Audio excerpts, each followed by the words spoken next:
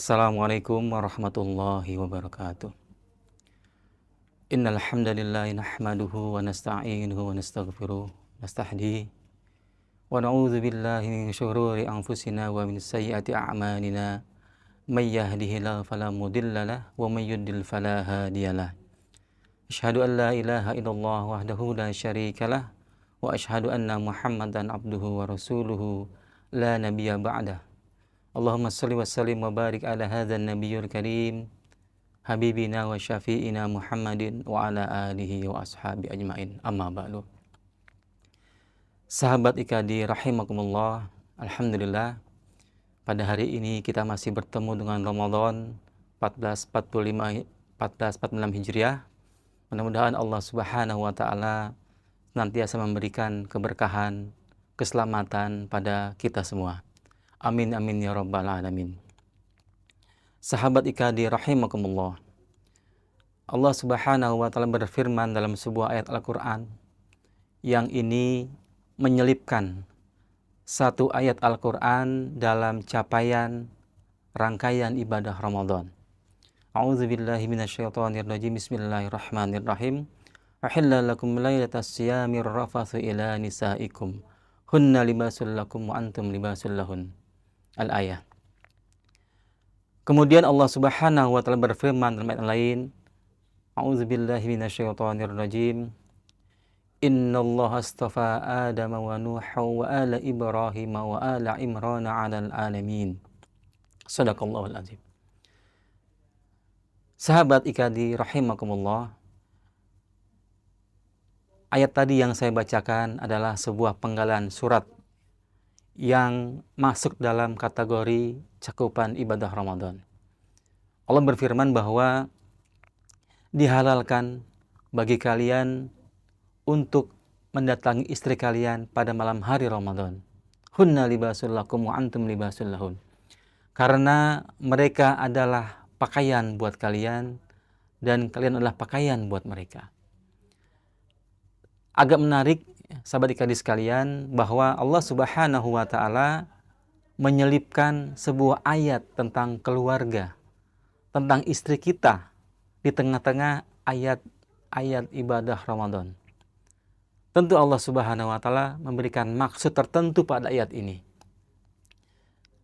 Apa karenanya? Karena istri itu pakaian buat kita.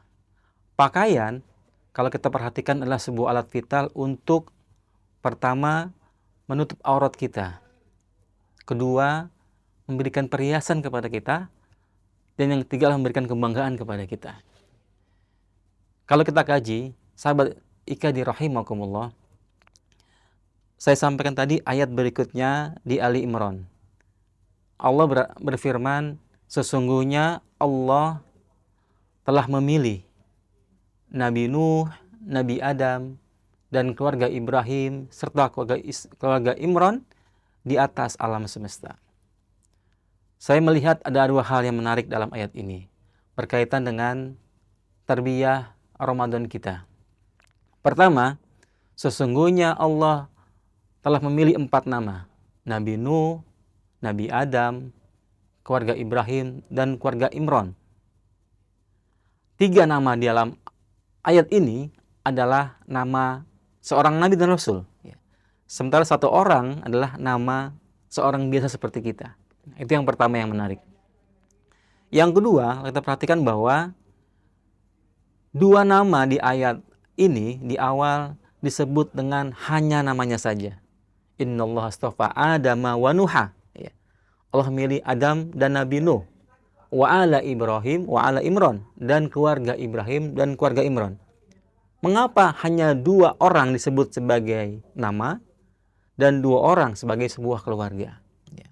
Ini hal yang menarik. Yang pertama, para mufasir mengatakan bahwa mengapa Nabi Nuh, Nabi Adam alaihimussalam hanya disebut namanya saja. Mereka mengatakan bahwa karena ada di kalangan keluarga beliau berdua orang-orang yang tidak beriman kepada Allah Subhanahu wa taala. Ada di antara ahli mereka orang-orang yang tidak taat kepada Allah Subhanahu wa taala. Nabi Nuh misalnya, Allah katakan Daraballahu masalan lil ladzina kafaru imra'ata Nuh wa imra'ata Lut. Ya. Kanata tahta 'abdaini min ibadina shalihaini fa khanatahuma falam yughniya anhuma minallahi syai'a wa qila dukhulan nara ma'ad dakhilin. Ternyata Allah mengumpamakan perempuan yang kafir itu seperti istri Nabi Lut alaihissalam. Kenapa? Ya. Kata Allah Subhanahu wa taala, fa khanatahuma. Mereka mengkhianati suami-suami mereka. Falam yughniya anhuma minallahi syai'a, maka Allah enggak butuh dengan apa yang mereka kerjakan. Wa qila dukhulan nara ma'ad dakhilin. Bahkan dipanggil mereka sebagai ahli nar bersama orang-orang yang masuk dalam neraka itu. Subhanallah, sahabat IKD rahimakumullah. Sementara Nabi Adam alaihissalam, mengapa tidak dipanggil sebagai Ali Adam, tapi hanya Adam alaihissalam saja? Karena apa? Ada salah seorang anak beliau membunuh anak beliau yang lain. Allah berfirman dalam Al-Maidah ayat 30, fatawat lahu nafsuhu faqatalahu qatla akhihi fa asbaha minal khasirin. Allah katakan, karena nafsunya maka Qabil itu membunuh saudara sendiri dan dia termasuk orang-orang yang merugi. Sahabat ikhwan rahimakumullah. Jadi tersebab dua hal itu. Ada kalangan keluarga Nabi Adam dan ada kalangan keluarga Nuh alaihissalam, maka Allah nggak menyebut sebagai Ali Nuh wa Ali Adam, tapi innallaha astafa Adama wa Nuha. Berikutnya jamaah sekalian, Allah menyebut Ali Ibrahim wa Ali Imran. Mengapa? Karena kita perhatikan dari Ibrahim alaihissalam mengalir dua keluarga Nabi yang besar. Dari Israel itu mengalir Ishaq. Maka beliau punya anak namanya Yakub yang Allah sebut sebagai Israel. Makanya kita sebut Bani Israel adalah anak-anaknya Nabi Yakub alaihissalam. Dari beliau lahir Yusuf. Terus sampai keturunannya berujung pada Nabi Isa alaihissalam.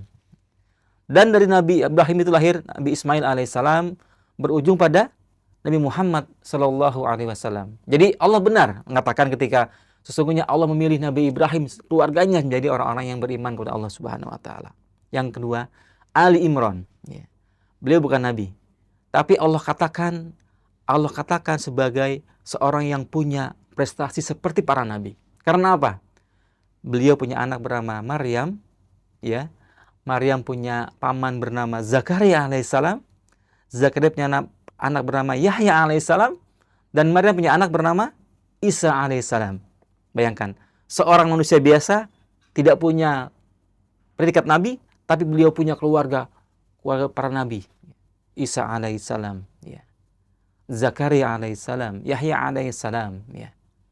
Makanya tidak salah Allah mengatakan, Allah menyebut Ali Imran alal alamin. Yang kedua, sahabat ikhwan rahimakumullah, Allah menyebut tadi katakan bahwa Ramadan itu dikatakan sebagai bulan tarbiyah. Tapi terkadang kita lupa mentarbiyahi keluarga kita. Makanya Allah katakan, Allah selipkan, Allah katakan, wahilla lakum lailatas siyami rafasu ila nisaikum hunna libasul lakum wa antum libasul lahun. Sesungguhnya malam-malam Ramadan itu Allah halalkan buat kalian mendatangi istri kalian. Tapi jangan lupa, istri itu adalah pakaian buat kita dan kita pakaian buat istri kita.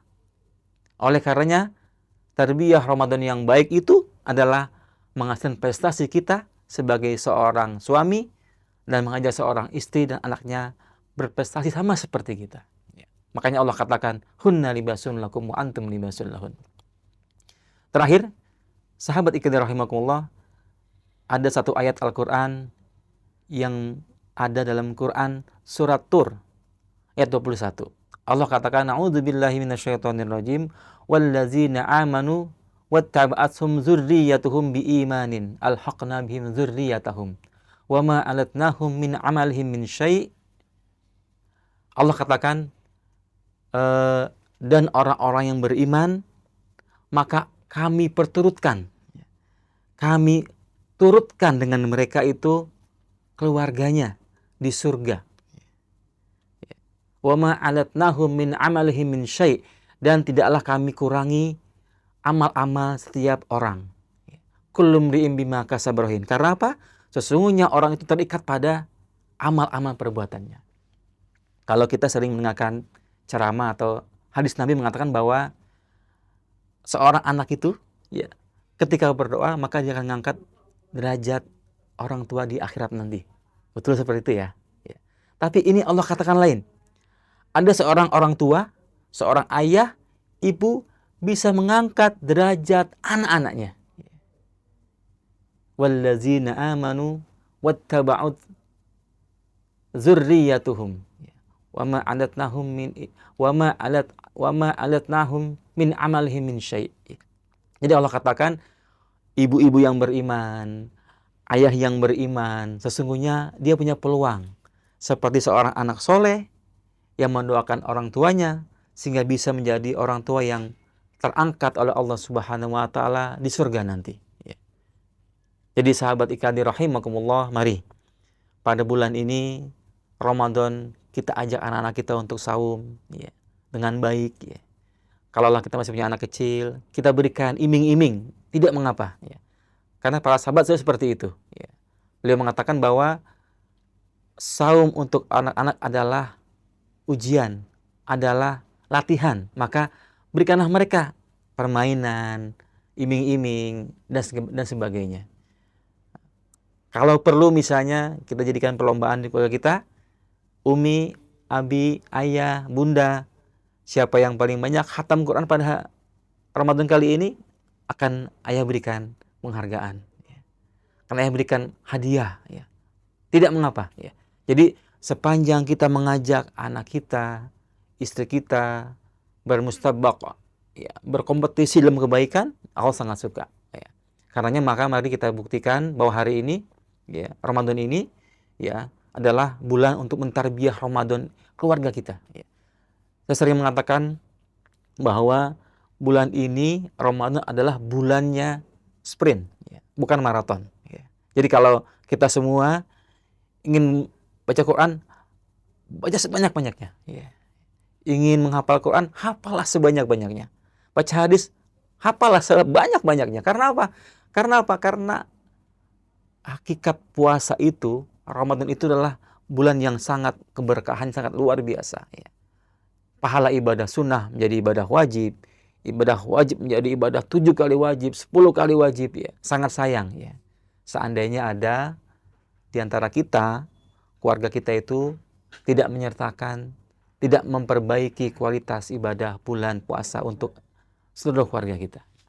Demikian, mudah-mudahan Allah memberikan kita kesempatan untuk beribadah dengan baik di bulan ini, memperbaiki kualitas ibadah Ramadan kita, Ramadan anak istri kita, seluruh keluarga kita, sehingga Allah akan memberikan kita tadi kesempatan kita mengajak anak-anak kita, istri kita menjadi penghuni surga bersama kita, seperti yang Allah sampaikan dalam At-Tur ayat 21 tadi. Demikian, mudah-mudahan manfaatnya. Allahu a'lam bishawab. Assalamualaikum warahmatullahi wabarakatuh.